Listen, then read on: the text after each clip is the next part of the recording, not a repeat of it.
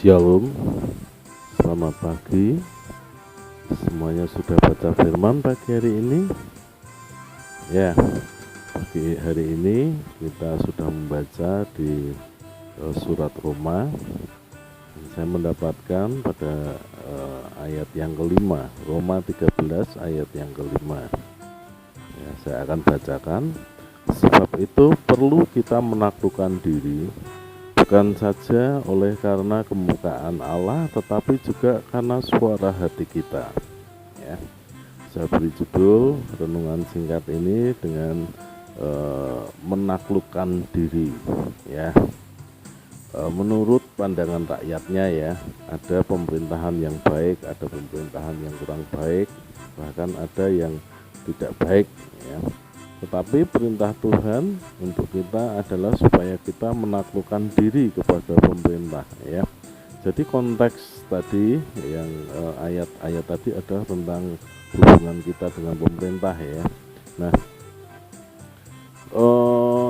bahkan di sini dikatakan kita menaklukkan diri bukan hanya sebagai tindakan tunduk, tetapi lebih dari itu, ya. Suara hati kita pun mendorong untuk kita tunduk. Jadi tunduk dengan segenap hati, ya. Menaklukkan diri dengan segenap hati, menaklukkan diri sehingga itu jadi satu hati nurani kita. Hati nurani kita itu takluk, menaklukkan diri dengan sengaja, dengan kuat dorongan dari diri kita untuk kita selalu takluk, menaklukkan diri kepada Tuhan, kepada pemerintahan. Nah, mengapa kita harus tunduk? Nah, yang ayat yang di sini dijelaskan dari ayat yang ke-1, ya.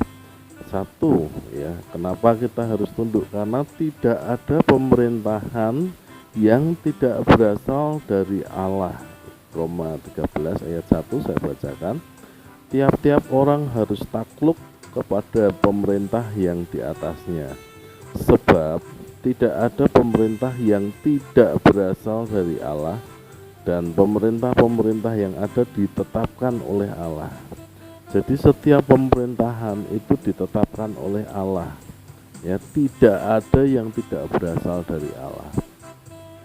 Jadi dengan kita menundukkan diri kepada pemerintah, itu sama dengan kita menundukkan diri kita kepada Allah. Kenapa? Karena Allah itu sumbernya, ya.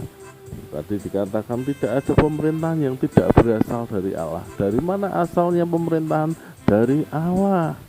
Oleh sebab itu, ya, dengan kita menaklukkan diri kepada pemerintah, kita juga menaklukkan diri kepada Allah pada saat yang bersamaan. Nah, yang kedua, kenapa kita harus menundukkan diri kepada pemerintah? Nah, ini ayat yang kedua saya bacakan. Sebab itu barang siapa melawan pemerintah, ia melawan ketetapan Allah, dan siapa yang melakukannya akan mendatangkan hukuman atas dirinya, ya. Jadi yang kedua ini saya catat dengan melawan pemerintah sama dengan melawan Allah, ya. Jadi kalau kita melawan pemerintah akan mendatangkan hukuman, dan hukuman itu atas restu, ya, Allah, ya.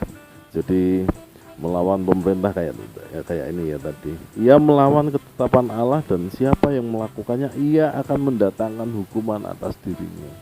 Jadi Tuhan sudah memperingatkan kita, kalau kita melawan pemerintah maka kita akan mendapatkan hukuman. Ya. Yang ketiga, pemerintah adalah hamba Allah untuk kebaikan kita. Jadi kenapa kita harus menundukkan diri kepada pemerintah? Karena pemerintah adalah hamba Allah untuk kebaikan kita. Jadi pemerintah itu menjagai kita, ya, supaya kita tetap hidup baik, ya. Nah, saya akan bacakan dari ayat yang keempat, ya. Roma 13 ayat yang keempat. Karena pemerintah adalah hamba Allah untuk kebaikanmu. Tetapi jika engkau berbuat jahat, takutlah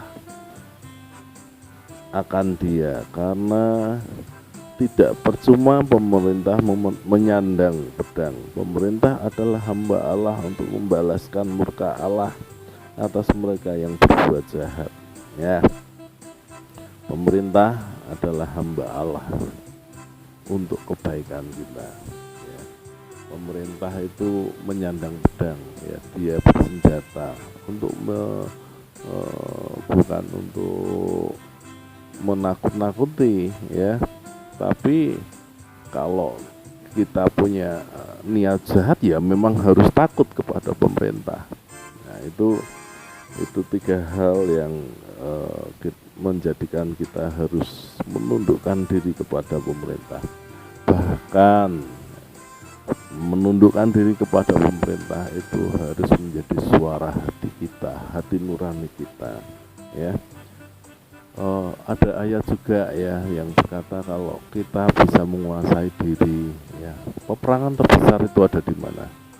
Ada di pikiran kita. Siapa yang kita lawan? Iblis bukan, diri kita.